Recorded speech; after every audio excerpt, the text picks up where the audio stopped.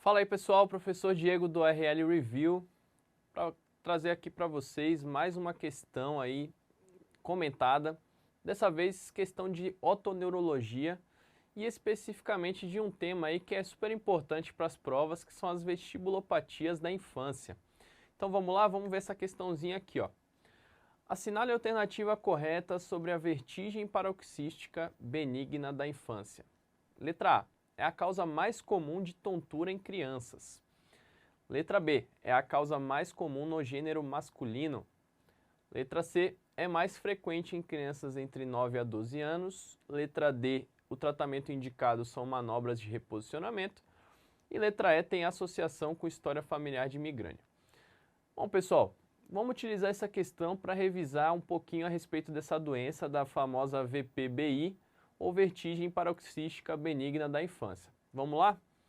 Pessoal, questão de vertigem paroxística benigna da infância, tá bom? Vamos utilizar essa questão para revisar alguns aspectos aí importantes dessa patologia. Então vamos nessa. O primeiro deles, ó, causa mais comum de tontura na infância, mas calma, precisa de uma ressalva importante. Excluídas as doenças de orelha média.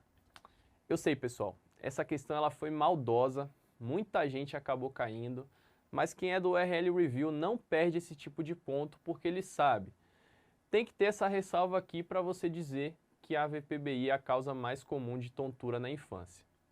Belezinha? Outro aspecto importante, faixa etária, são crianças de 3 a 8 anos que em geral são acometidas pela doença.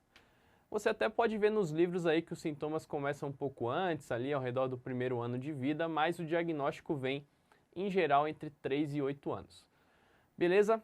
Outro aspecto fundamental aí são mais as meninas que são acometidas pela VPBI. Não são os meninos, são as meninas. Então, criancinhas, mulheres vão ser as mais acometidas. História familiar importante de migrânia. Até 100% dos casos em alguns estudos que demonstram esse tipo de associação. É algo que a gente precisa lembrar aí para a prova. Beleza? Como vai ser o quadro clínico? Bom, o quadro clínico é o seguinte, é uma criancinha que em geral é do sexo feminino, que vai estar ali normalmente fazendo suas atividades, fazendo suas brincadeiras, e de repente vem um quadro de tontura súbita, de vertigem súbita, que não tem nenhum fator desencadeante aparente, ela ali perde o equilíbrio momentaneamente, mas retoma as atividades normalmente. Então ela está ali normal, fazendo suas atividades, daqui a pouco ela desequilibra, para o que está fazendo, a crise passa e ela retoma normalmente ali suas atividades, sem perda de consciência, sem nenhuma outra intercorrência.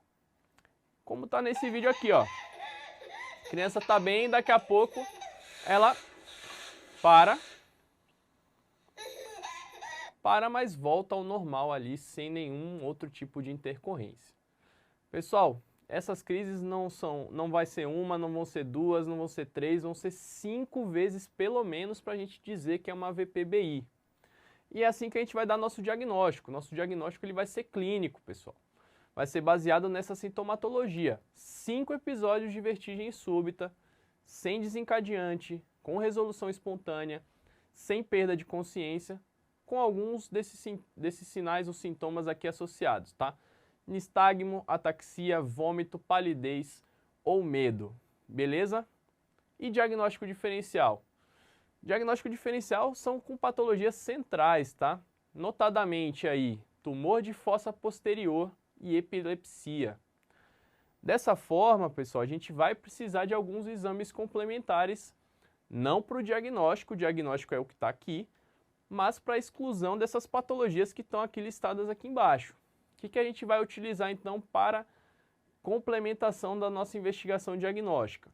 Bom, principalmente eletroencefalograma para o diagnóstico diferencial com epilepsia, a videonistagmografia e os exames de imagem, e na maioria das vezes esses exames vão vir todos normais. Beleza? Bom, a gente investigou, a gente concluiu que é uma VPBI. Como é que a gente vai tratar? Bom, o tratamento ele é basicamente com medidas comportamentais. Beleza? O que vão ser elas? Controle alimentar, hidratação, higiene do sono. Na maioria das vezes isso vai ser o suficiente para controlar a patologia. Belezinha, pessoal? Vamos voltar para a questão, então. A gente vai marcar a letra E, tem associação com história familiar de migrânia, vai levar o ponto para casa. Mas antes, vamos ver o que está de errado nas outras alternativas. Na letra A, bom, você já sabe, tinha que ter sido feita essa ressalva. Cadê ali a exclusão das doenças de orelha média? Não está presente na questão, não tem como marcar essa alternativa, pessoal, infelizmente. Na letra B, não é sexo masculino, é sexo feminino. Na letra C, a faixa etária está errada. 3 a 8 anos é onde está a VPBI mais comumente. E na letra D, o tratamento não são com manobras de reposicionamento, e sim com medidas comportamentais. Beleza, pessoal? Espero que essa questão tenha sido útil para vocês. Até as próximas e vamos juntos aí com o RL Review. Um abraço!